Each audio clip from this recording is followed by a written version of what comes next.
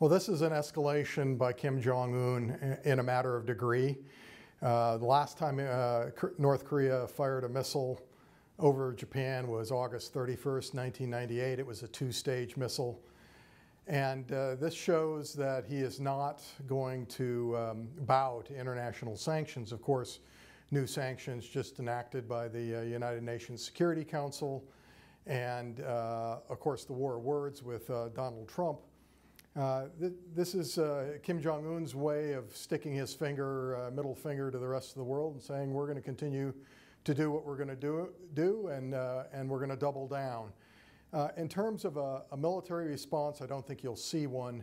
The United States does have missile defenses in South Korea and Japan.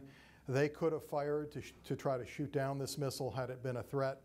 My guess is the radar tracking showed that it would not land in Japan, and so they let it go.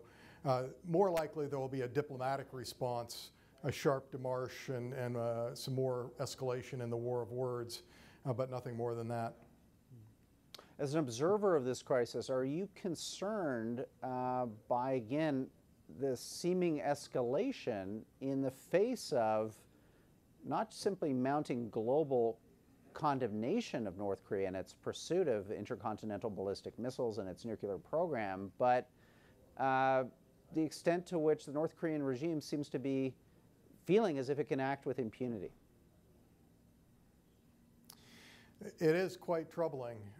The way wars break out often is through miscalculation and chance, and you have a high degree of potential for miscalculation should Kim Jong Un go one step too far and trigger a red line for the Trump administration. They've already said that it's not going to be business as usual, that the era of strategic patience is over, and that we want to see at least a freeze, if not a rollback, in North Korea's nuclear and missile programs.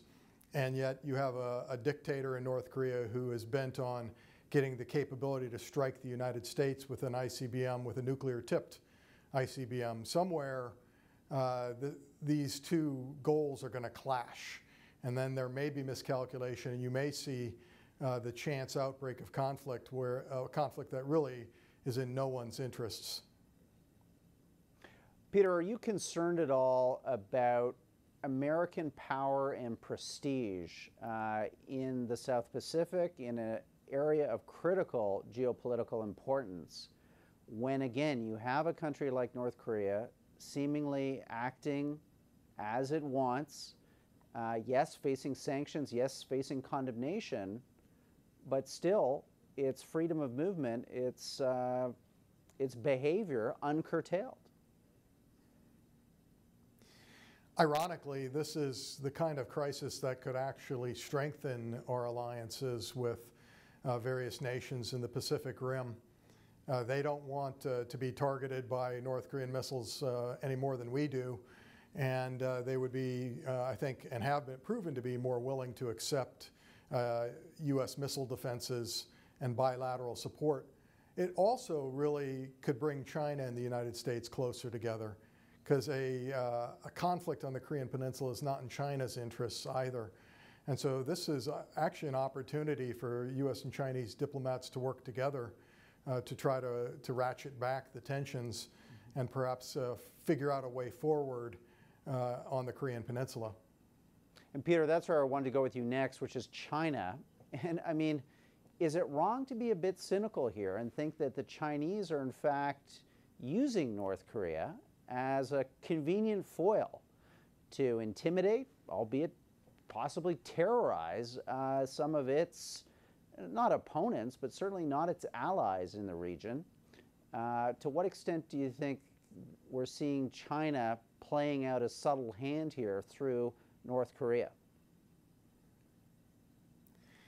That's one possibility. Another possibility is that they have a limited control over Kim Jong Un, that he is as crazy in their eyes as he is in ours, and that they don't like what he's doing either, but it's working to their benefit right now in terms of keeping the United States focus on North Korea rather than Chinese actions in the South China Sea, their building of militarized islands and so forth.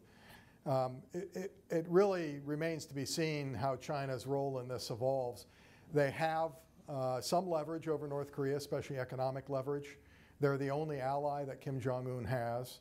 But then again, they don't want to see him go down because they would like to keep North Korea as a buffer state between the West and China.